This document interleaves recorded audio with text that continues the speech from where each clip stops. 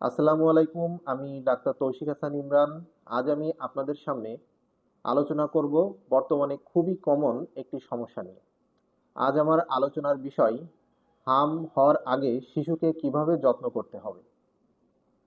হাম বা মিজেলস একটি অত্যন্ত সংক্রামক ভাইরাসজনিত রোগ, যা বিশেষ করে শিশুদের জন্য মারাত্মক হতে পারে। তবে সচেতনতা ও সঠিক যত্নের মাধ্যমে এটি সহজেই প্রতিরোধ করা সম্ভব।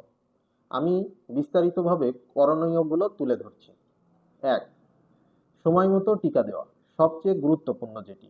শিশুকে জাতীয় টিকাদান কর্মসূচি অনুযায়ী হাম বা এমআর মানে মিজেলস এবং রুবেলা টিকা অবশ্যই দিতে হবে। সাধারণত ৯ মাস বয়সে প্রথম ডোজ এবং ১৫ মাস বয়সে দ্বিতীয় ডোজ দেওয়া হয়। কিছু ক্ষেত্রে অতিরিক্ত ক্যাম্পেইনেও টিকা দেওয়া হয়। এই টিকা শরীরে প্রতিরোধ ক্ষমতা তৈরি করে এবং হাম থেকে শিশুকে নিরাপদ রাখে। টিকা না নেওয়া শিশুদের মধ্যে সংক্রমণের ঝুঁকি অনেক ক্ষেত্রে বেশি হয়। ২. সংক্রমিত ব্যক্তির কাছ থেকে দূরে রাখা। হাম খুব দ্রুত বাতাসের মাধ্যমে ছড়ায়, যেমন কাশি, হাসির ড্রপলেট দিয়ে। যার জ্বর, কাশি, সর্দি বা গায়ে র্যাশ আছে এমন ব্যক্তির থেকে শিশুকে দূরে রাখুন।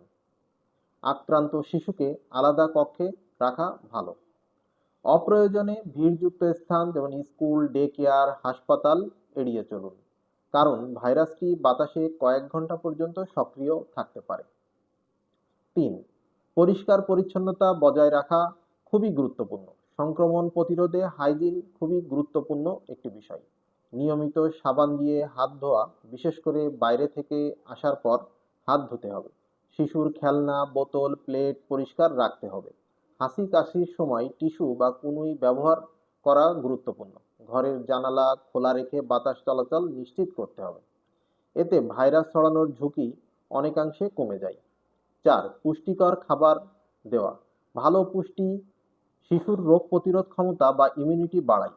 ৬ মাস পর্যন্ত শুধুমাত্র মায়ের বুকের দুধ, ৬ মাসের পর ভিটামিন এ সমৃদ্ধ খাবার যেমন গাজর, পালং শাক, ডিম, দুধ, ফলমূল ও সবজি, পর্যাপ্ত পানি।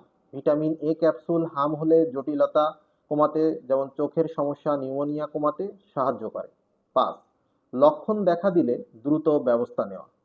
হামের প্রাথমিক লক্ষণগুলো হলো জ্বর ওঠা, চোখ লাল হওয়া, নাক দিয়ে পানি পড়া, কাশি, কয়েকদিন পর গায়ে লাল র্যাশ হওয়া। এসব লক্ষণ দেখা দিলে দেরি না করে ডাক্তারের কাছে যান। নিজে নিজে ওষুধ দেওয়া ভালো নয়। ডাক্তারের পরামর্শ অনুযায়ী চিকিৎসা নিন, সুস্থ থাকুন।